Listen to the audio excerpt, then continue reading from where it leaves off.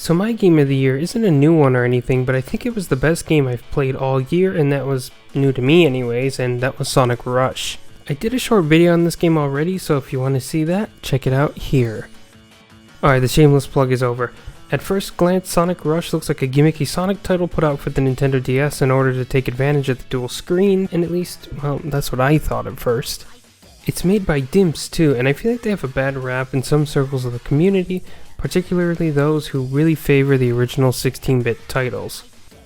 I'm a massive fan of those games too, but I respect Dimps and what they've done in the space. Not only Sonic Rush, but the Sonic Advance series too.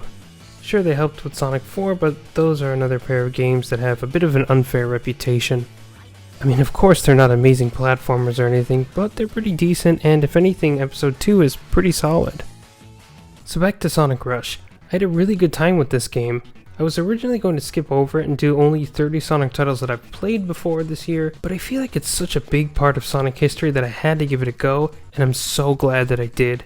What I found was a unique Sonic platformer with a fun gimmick. The trick system takes a second or two to get used to, and you might get sick of the sound bits really quick, but with such a fast-paced game, it didn't bother me too much. I was too busy trying to figure out how to get onto the next part as fast as possible. Of course, Blaze the Cat makes her debut here, and all the canon story stuff aside, she's a good character. She comes off as a stoic, I don't need help type, but she quickly warms up to Cheese and their friendship is pretty cute. You might think she's the same as Shadow at first, but once you dig into her backstory a bit, you'll see that she has her own unique set of challenges to deal with, and for someone like her, Sonic's carefree, go-lucky attitude without much forethought can rub them the wrong way, and it does. Although I think they just really wanted an excuse to have the two main characters go at it. They play almost the same, but Blaze has a few abilities that Sonic doesn't, such as being able to float in the air for example. I think this actually makes it a bit easier than Sonic's game actually, since he just seems to play at a faster pace, but maybe that's just me. The main game itself is more or less the same, and you'll have to run through both stories in order to get the real ending.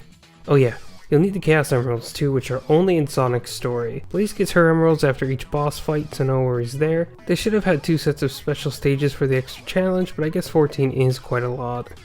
The game isn't extremely challenging, but it'll definitely prove a tough cookie for those who've never played it before.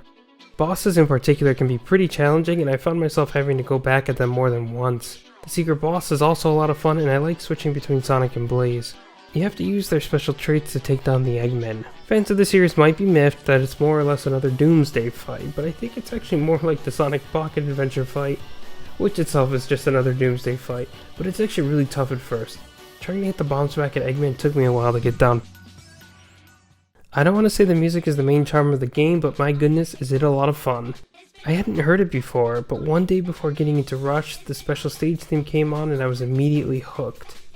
It's just so much fun, and it adds to that feeling of being rushed through a stage, but not in a negative way. I think they could have easily gone the way of stage themes resembling the stages that they're in, like an Egyptian-esque sound, the type. Instead, they do kind of go for something like that, but it's different with that extra funk, and it really spices the game up.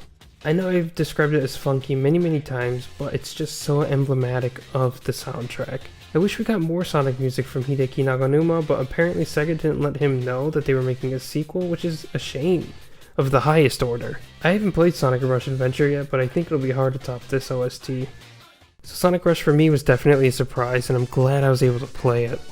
I think the dual screens work well, and it gives the game a sense of scale, along with speed.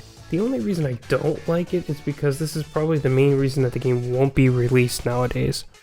It's a shame because even without the dual screens, I think the game could stand on its own as a solid successor to the Advance games, and just a solid Sonic title in general.